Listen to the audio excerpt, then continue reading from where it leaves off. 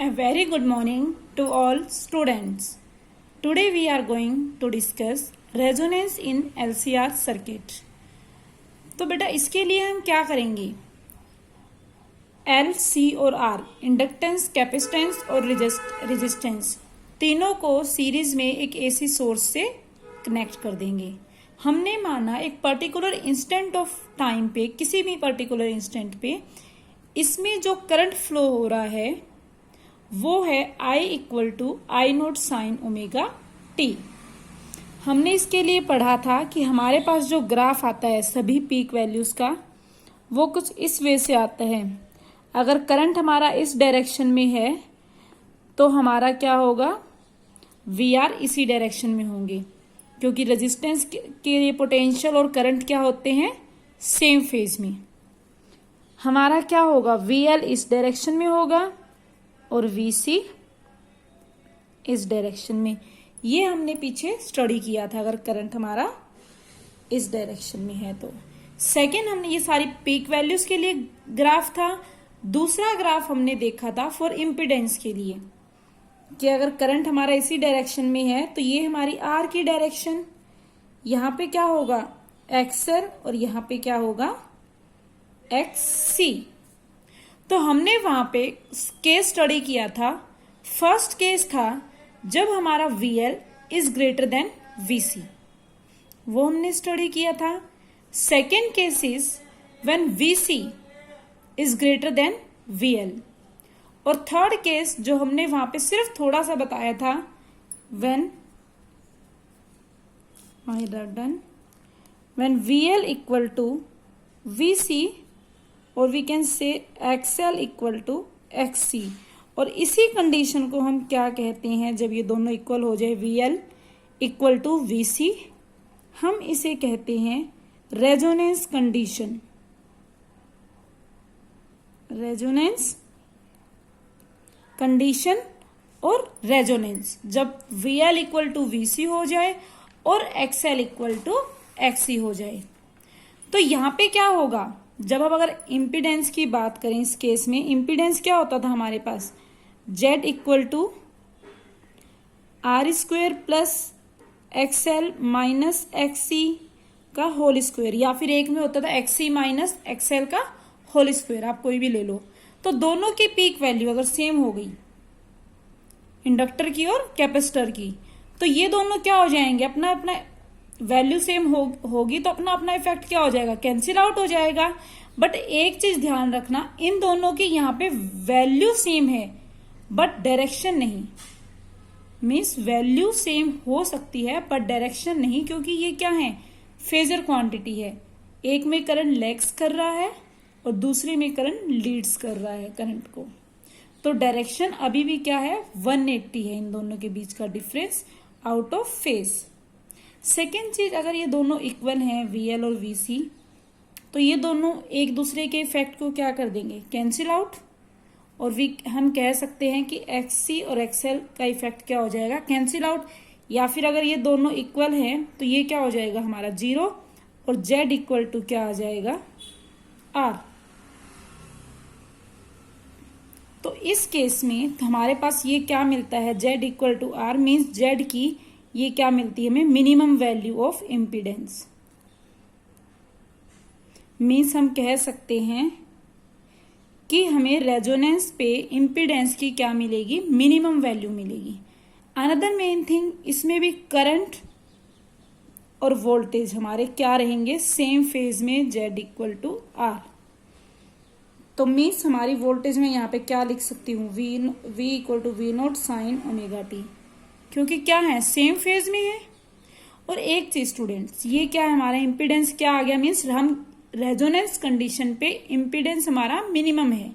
तो रेजिस्टेंस क्या है, Z equal to R, resistance एक कांस्टेंट क्वांटिटी है, बट जो XL और XC हैं वो कांस्टेंट नहीं है। XL क्या होता है, XL equal to omega L, यही था। और XC क्या होता है, 1 में ओमेगा C।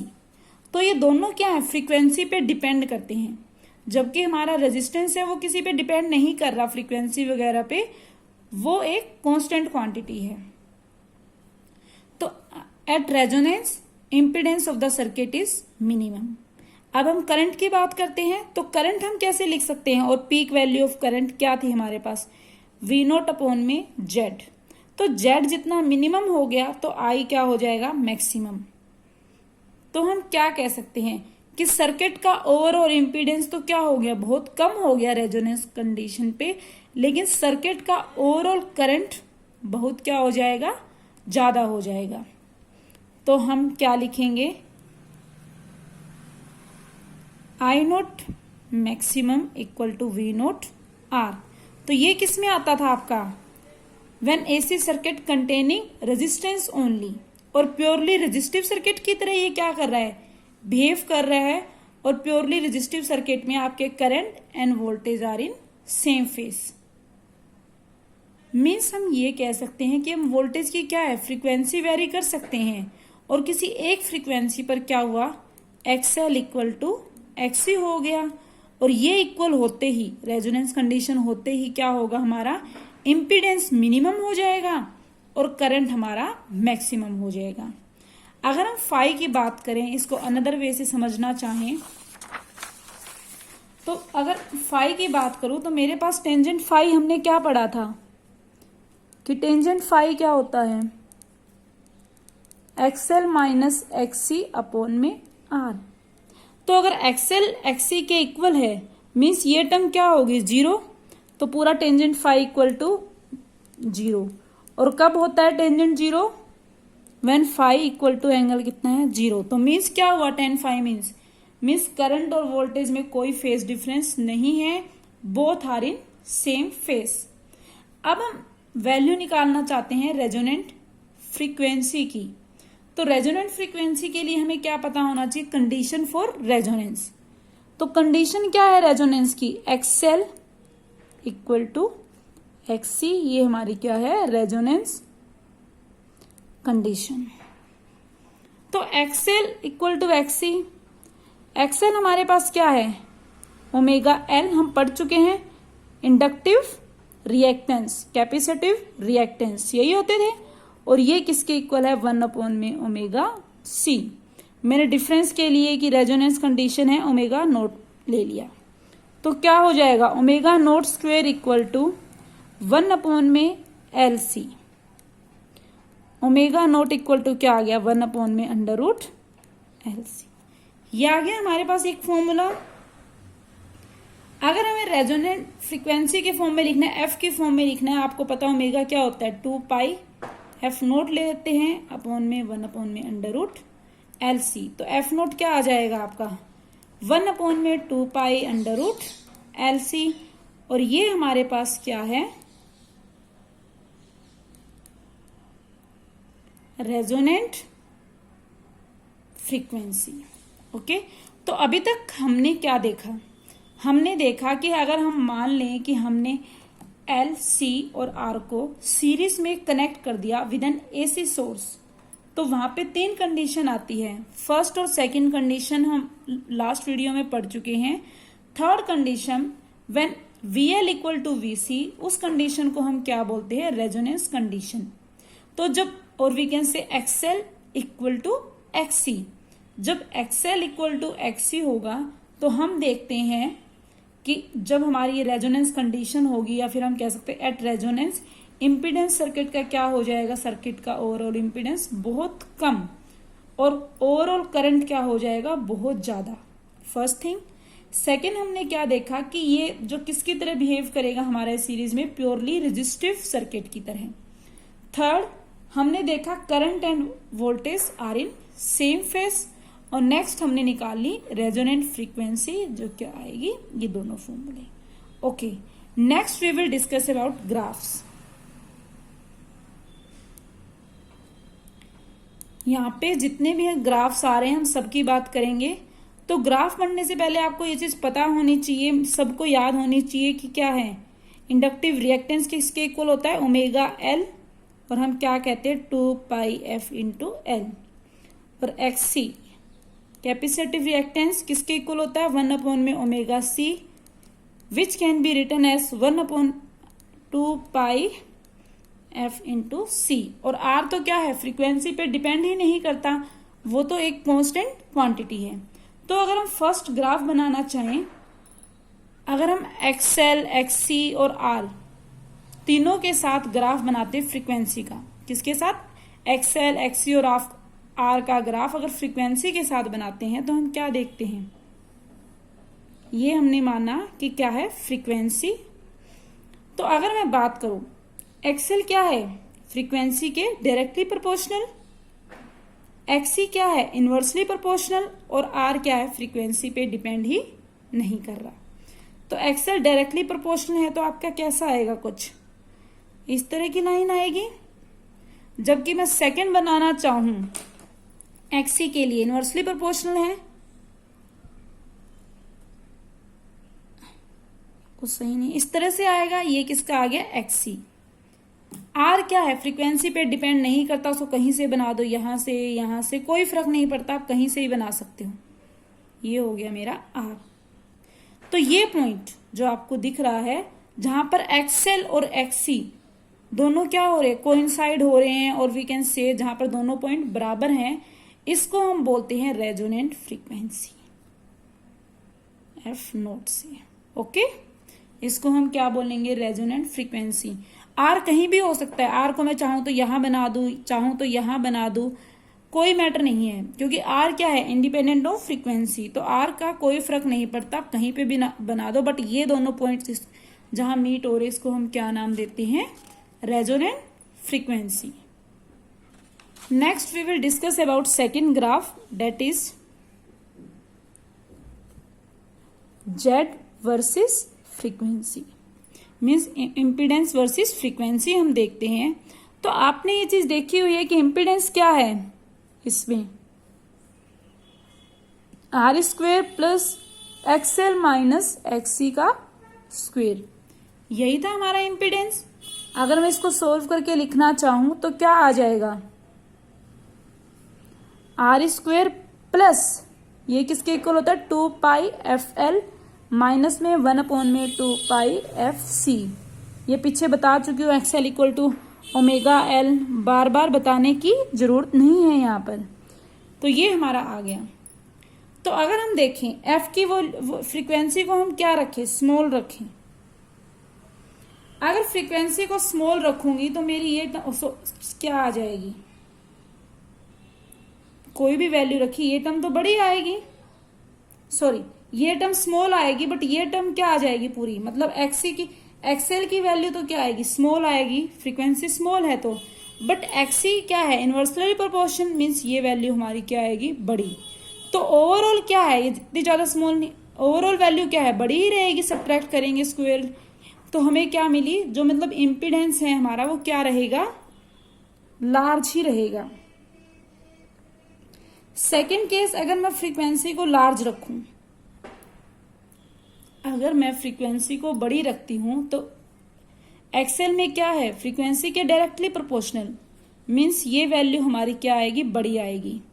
एक्ससी क्या है, इनवर्सली, मतलब ये बड़ा है तो एक्ससी क्या हो जाएगा, छोटा।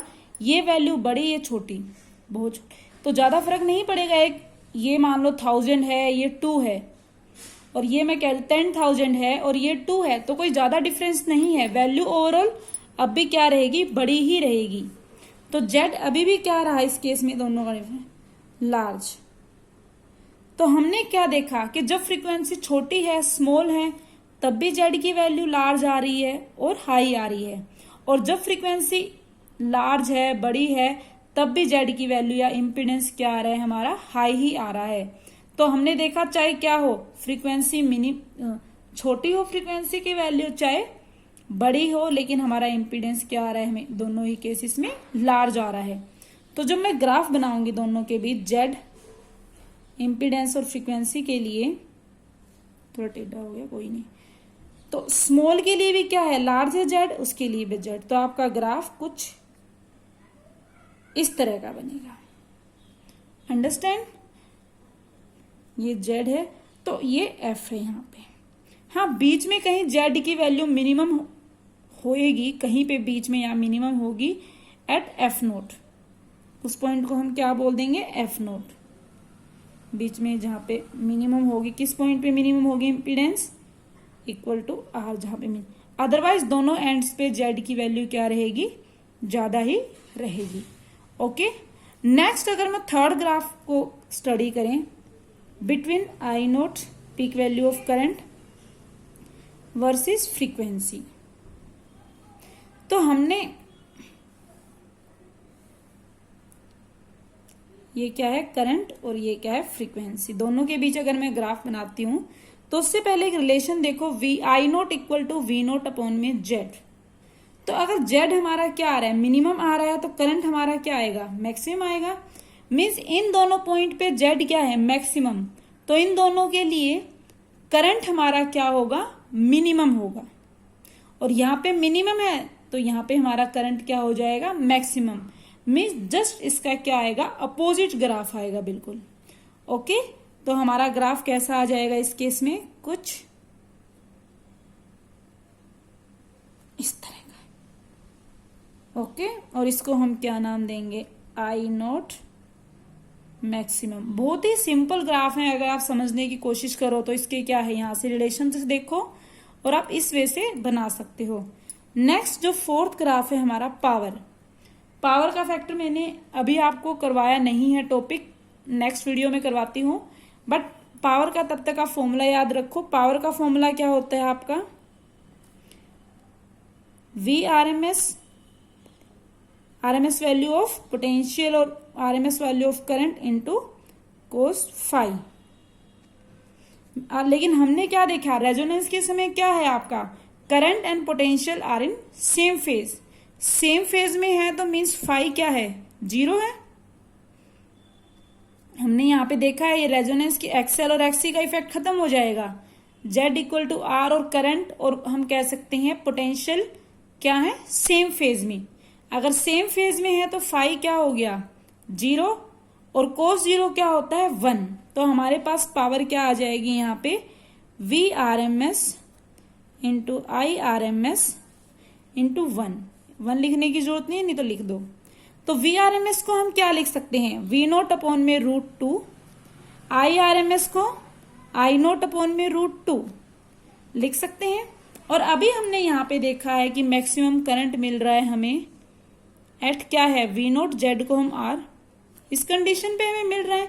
तो मैं वी नोट को क्या लिख सकती हूँ, आई मैक्सिमम इंटू आर। तो मैं पुटअप करूंगी,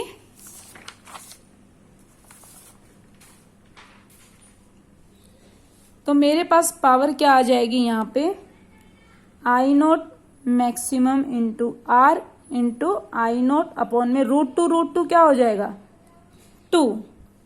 तो मेरे पास मैक्सिमम पावर क्या आई रेजोनेंस पे, आई नोट मैक्सिमम का स्क्वायर इंटू आर अपॉन में 2, दिस इज पावर। तो हमने क्या देखा, रेजोनेंस कंडीशन पे, रेजोनेंस पे इम्पीडेंस क्या हो रहा है, मिनिमम, करंट क्या है, मैक्सिमम, और करंट के साथ साथ पावर भी हमें क्या मिल रही है रेजोनेंस पे, मैक्सिमम।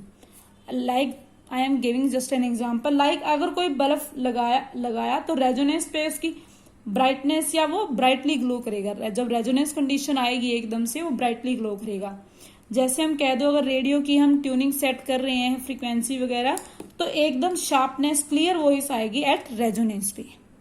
ओके, तो इसके लिए अगर मैं ग्राफ बनाऊं तो कैसा आएगा आपका, कुछ इस तरह का आएगा, frequency and this is power. Power में हमेशा किसकी बात करते हैं, एवरेज की, ये आपको कल। तो इसका करंट के साथ मैक्सिमम बिल्कुल करंट जैसा वही ग्राफ आएगा इस वे से। ओके, तो ये थी हमारा, ये क्या है, आई नोट मैक्सिमम बात। तो हमने क्या देखा, कुछ मेन पॉइंट्स जो हमने यहां स्टडी किए। First thing we will study that कि रेजोनेंस पे आपका इम्पीडेंस क्या आता है, मिनिमम एट रेजोनेंस। तो रेजोनेंस पे इम्पीडेंस क्या आता है, minimum, which is equal to R. और हमारा करंट हमें क्या मिलता है रेजोनेंस पे, मैक्सिमम। नेक्स्ट थिंग हमने क्या नोट की, जो करंट एंड पोटेंशियल क्या रहेंगे रेजोनेंस में, सेम फेज पे, उनके बीच कोई फेज डिफरेंस नहीं होगा, मीन्स फाई इक्वल टू 0। और जो हमारा सर्किट है एक प्योरली रेजिस्टिव सर्किट की तरह बिहेव करेगा। पावर हमने देख ली है, हमारे पास क्या आती है। नेक्स्ट थिंग हमने देखी रेजोनेंट फ्रीक्वेंसी अभी तक, जो किसके इक्वल आती है, omega naught equal to 1/√LC। और अगर एफ के फॉर्म में लिखना चाहते हैं, F naught equal to 1/2π√LC at resonance. तो मेन थिंग हमने जो देखी कि रेजोनेंट फ्रीक्वेंसी को हम चेंज कर सकते हैं अगर हम एल या सी, कैपेसिटेंस और इंडक्टेंस, किसी की भी वैल्यू चेंज कर दें या दोनों की, तो उस केस में आपकी रेजोनेंट फ्रीक्वेंसी चेंज हो जाएगी। लेकिन रेजोनेंट फ्रीक्वेंसी पे आपका आर का कोई भी इफेक्ट नहीं पड़ता, रेजिस्टेंस का कोई भी इफेक्ट रेजोनेंट फ्रीक्वेंसी पे नहीं पड़ेगा। तो लास्ट एंड मेन पॉइंट अगर मैं बात करूं, आर का इफेक्ट रेजोनेंट फ्रीक्वेंसी पे तो नहीं पड़ता बट करंट पे पड़ता है, क्योंकि करंट हमारे पास क्या होता है, I naught maximum equal to V naught upon में आर। मीन्स रेजिस्टेंस जितना हाई होगा करंट क्या हो जाएगा, उतना डिक्रीज हो जाएगा। जैसे कि हमने ग्राफ जो पीछे ड्रॉ किया था इस वे से, फ्रीक्वेंसी और आई नोट। तो अगर मैं मान लू ये आर है और यहाँ पे मेरा मैक्सिमम करंट आ रहा है कोई भी 10 एम्पियर पे, तो अगर मैं आर को क्या कर दूं, रेजिस्टेंस को, एट ये रही हमारी frequency F note resonant frequency. लेकिन अगर मैं रेजिस्टेंस को डबल कर दूं, तो रेजिस्टेंस को डबल करने से करंट हमारा क्या हो जाएगा, डिक्रीज हो जाएगा, या फिर हम कह सकते हैं हाफ हो जाएगा। अगर 2R किया तो हमारा करंट भी क्या हो गया, डिक्रीज होके मान लो 5 एम्पियर। अगर मैं और डिक्रीज कर दूं इसको और इंक्रीज कर दूं, रेजिस्टेंस को मान लो 4 कर दिया, तो हमारा ये क्या हो जाएगा, करंट 2.5 एम्पियर। तो हमें आराम से पता चल रहा है कि सेम फ्रीक्वेंसी पर दोनों ग्राफ हैं, रेजोनेंट फ्रीक्वेंसी सेम है, तो रेजोनेंस कब होगा, इसको तो कोई इफेक्ट नहीं पड़ा, बट करंट की वैल्यू चेंज होगी। मैक्सिमम वैल्यू ऑफ करंट क्या हो रही है, चेंज हो रही है जैसे जैसे हम रेजिस्टेंस को चेंज कर रहे हैं। तो करंट कितना हाई होगा कितना लो होगा, ये हमारा रेजिस्टेंस डिसाइड करता है। Okay, this is very much important topic, please student study this topic. Next we will study about applications of LCR resonance.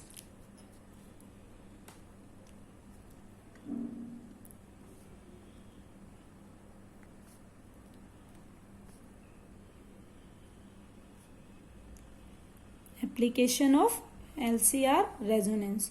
तो इसका जो मेन इंपॉर्टेंट एप्लीकेशन जो आपकी बुक में दिया हुआ है, that is about radio tuning. Radio tuning, तो हम पढ़ेंगे सबसे पहले रेडियो ट्यूनिंग के बारे में। तो जैसे आप देखते हो कि आसमान में क्लाउड बहुत सारी क्या है, इलेक्ट्रोमैग्नेटिक वेव। आप नेक्स्ट चैप्टर में, नेक्स्ट यूनिट में डिटेल में स्टडी करोगे अबाउट इलेक्ट्रोमैग्नेटिक वेव, क्या उनकी फ्रीक्वेंसी होती है और इसमें कौन कौन सी हमारी वेव्स आती हैं। अभी आप इतना समझो कि क्या है, आसमान में बहुत सारी इलेक्ट्रोमैग्नेटिक वेव हैं जो क्या है, अलग अलग रेडियो स्टेशन से आ रही हैं। जैसे अगर मैं कह दूं 92.7 बिग एफएम से कोई वेव आ रही है, रेड एफएम से 93.5 से कोई वेव आ रही है, मतलब हर अलग अलग से रेडियो स्टेशन से अलग अलग वेव आसमान में आई हुई हैं। तो अगर ये मान लो बहुत सारी हमारी वेव हैं अलग अलग फ्रीक्वेंसी की, और अगर मैं यहाँ पे एक एंटीना लगा दूं, क्या लगा दिया, एंटीना। तो अब रेडियो का एंटीना क्या कर रहा है, इन सारी इलेक्ट्रोमैग्नेटिक वेव को अपने अंदर क्या करेगा, इंड्यूस करेगा। क्या करेगा अपने, अगर ये रेडियो के अंदर क्या होता है, एलसीआर सर्किट होता है एक तरह से। आप देखते हो आपकी बुक में इस वजह से एक डायग्राम बनाया हुआ है।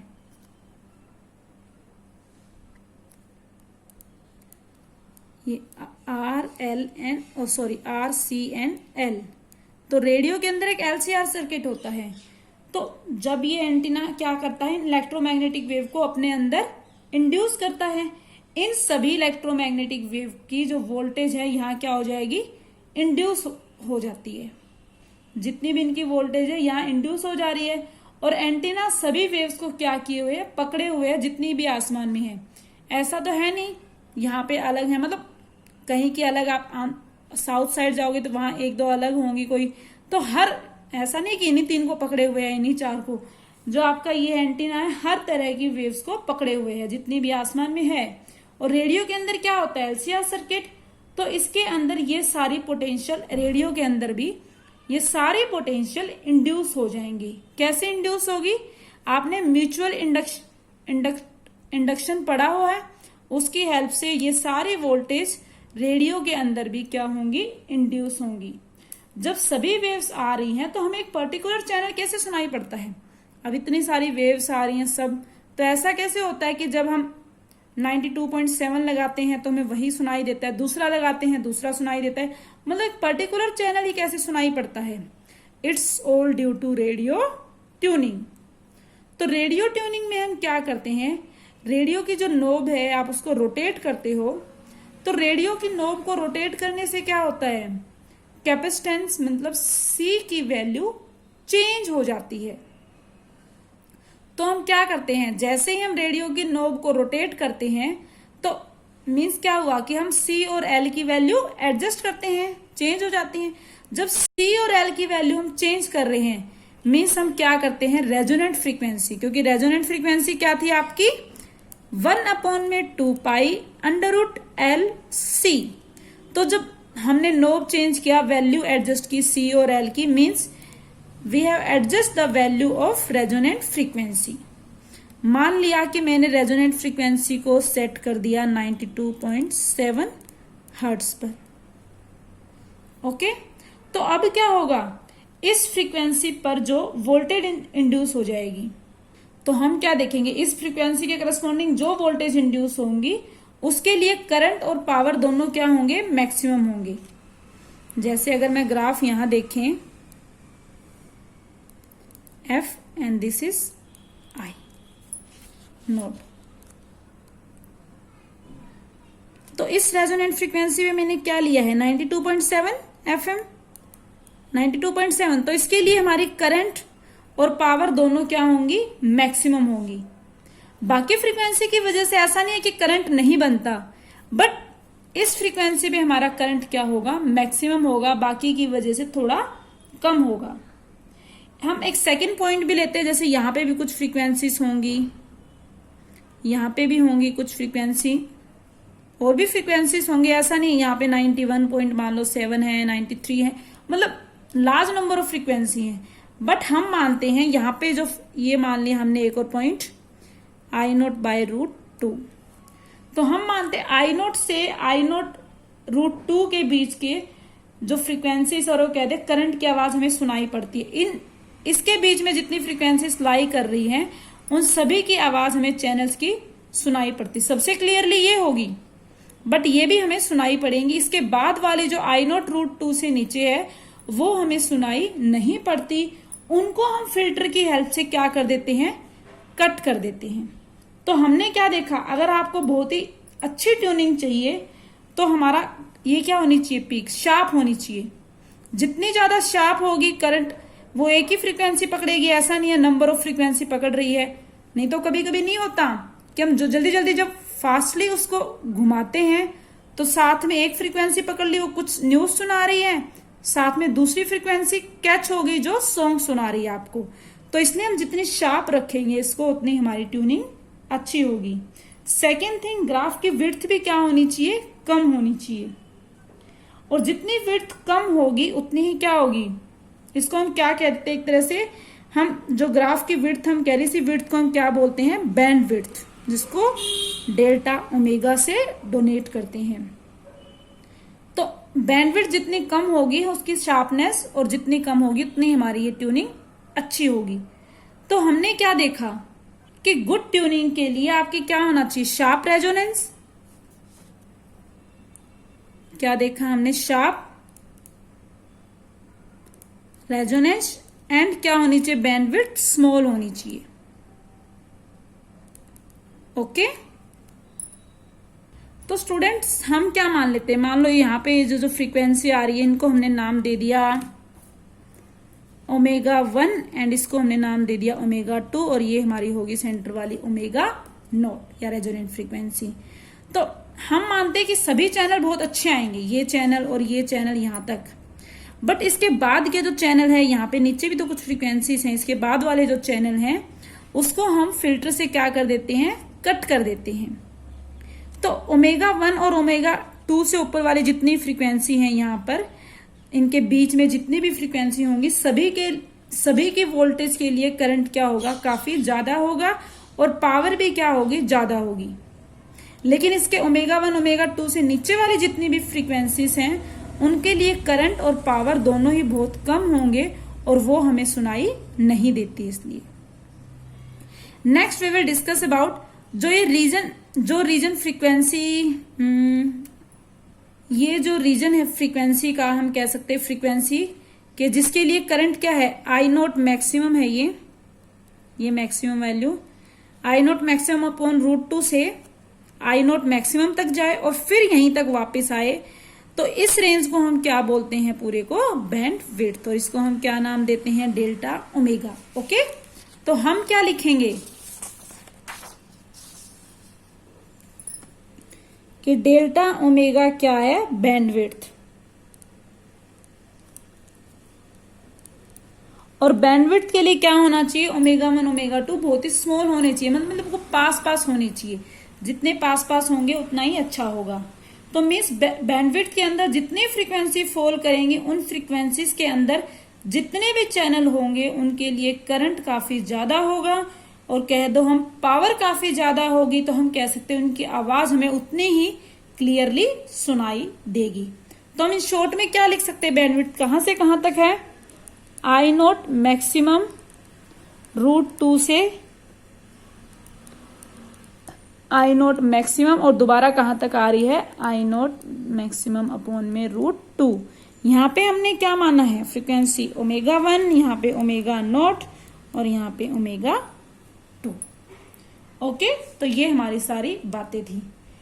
तो नेक्स्ट अगर हम बात करते हैं कैलकुलेशंस की, जो आपके सिलेबस में नहीं है, डायरेक्ट याद करनी पड़ेगी, तो बैंडविड्थ की वैल्यू जो आती है, या फिर हम कह सकते हैं ओमेगा 2 माइनस ओमेगा 1 जो होगी वो क्या होती है, R अपॉन में L। तो क्या होना चाहिए हमारा, R रेजिस्टेंस क्या होना चाहिए, स्मॉल होना चाहिए, बैंडविड्थ को स्मॉल रखने के लिए, और L क्या होना चाहिए, इंडक्टेंस लार्ज होना चाहिए for sharp resonance. I repeat, sharp resonance के लिए L क्या होना चाहिए, लार्ज, और R स्मॉल। तो इसको हम जब सोल्व करते हैं हमारे पास ओमेगा नोट आ जाता है 1 अपॉन में √LC, जो हमने पीछे भी बात की थी। Next we will discuss about quality factor.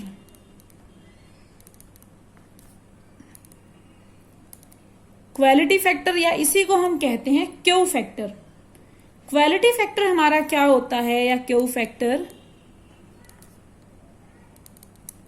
Resonant frequency जिसको क्या बोलते हैं, ओमेगा नोट अपॉन में bandwidth. I repeat, it is the ratio of resonant frequency to bandwidth.